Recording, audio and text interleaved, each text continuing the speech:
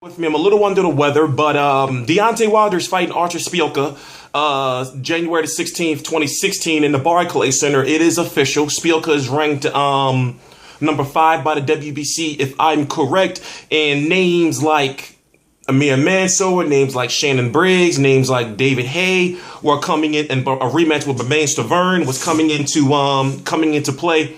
But the WBC basically told Deontay Wilder, if you fight another voluntary, you have to fight somebody that's ranked in the top 15 by the WBC. So Haye, Mansour, or Shannon Briggs are not ranked by the WBC. So he's fighting Szpilka in a fight where Szpilka is somewhat of a good fighter. You may know him because he fought Bryant Jennings a couple of years ago, and he fought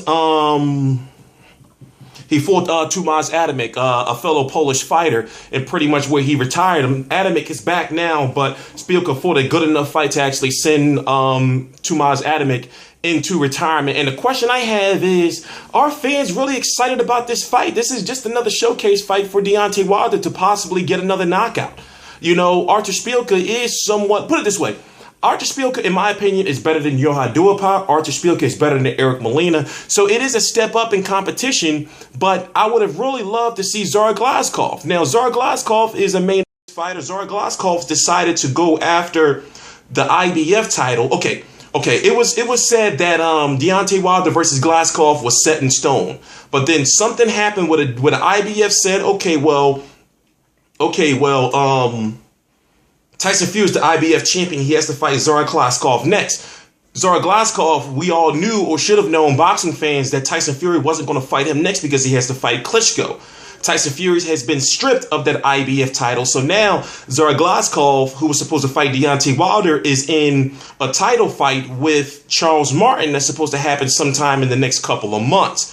So he chose to go after the IBF title in a much easier fight, in my opinion, than to actually fight Deontay Wilder. So Wilder was left without an opponent in, short notice. It's about 5 weeks or so until the fight, and now he's fighting Artur Szpilka. Now, he had to fight somebody ranked by the WBC because first the WBC didn't want this fight. The WBC said, after Johann Duhaupas, you have to fight Alexander Povetkin next. So since he fought Johann Duhaupas in September and Alexander Povetkin fought Maurice Wack November the 4th, Deontay Wilder's stance was, well, why do we have to wait so long, and be so inactive and wait for Alexander Povetkin and his team to get their shit together? Now, in my opinion, I really don't believe that Alexander Povetkin's team is ducking Deontay Wilder in any way, shape, or form. I really don't believe it. Also, Deontay Wilder's, the promoter of Alexander Povetkin's money is very long, so he can beat a Al Heyman in a purse bid. But let's just go back. All right. Deontay Wilder fighting Szpilka will be 4 fights in a year. Remember, he fought Mansour in January. He fought Eric Molina in June. He fought Johann Duhaupas in September. And now again, he's fighting in January against Szpilka. He's pretty active, but at the same time, he's pretty active of fighting names and guys that we know he pretty much can beat or supposed to beat.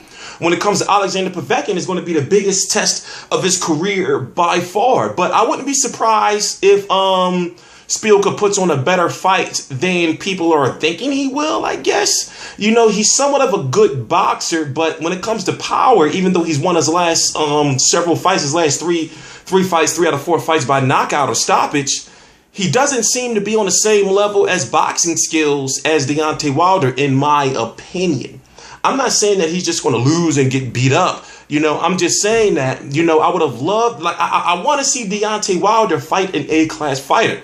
And until he fights Alexander Povetkin, I can give him full credit of being, a great heavyweight. Not just yet. He's a good heavyweight, but he's not a great heavyweight. Not just yet. I want to see Deontay Wilder versus a Tyson Fury. I want to see a Deontay Wilder versus a Vladimir Klitschko if he's still fighting. I want to see a Deontay Wilder versus a Anthony Joshua. And by the way, it's crazy because after Alexander Povetkin, he's going to likely have to fight Anthony Joshua next. So Deontay Wilder, I can understand what his promotional team is doing by trying to get as much money for him and many wins under his belt as they can possibly, because in the future, we may see an Anthony Joshua versus a Stavern for a WBC Silver Eliminator after Alexander Povetkin. So the road is tough for Deontay Wilder. And I can understand where they're coming from, trying to get as many wins for him as possible. But right now, I really don't believe that it's Alexander Povetkin's team that's ducking Deontay Wilder. I believe that Deontay Wilder and his team are doing the proper maneuvering to get him as many fights, under the WBC as possible before they take on that big test. Remember what they were doing with the Stavern fight. That fight took a while to make, and I was thinking what was so hard about that fight to make when Don King, the promoter of Stavern, and Al Heyman, they have a working relationship. But January 16th, 2016, I'm going to be in the building, Barclays Center, Deontay Wilder versus Artur Szpilka. I'm T Street Controversy. This is T Street Controversy Live, and I cover every single major fight live. Please subscribe.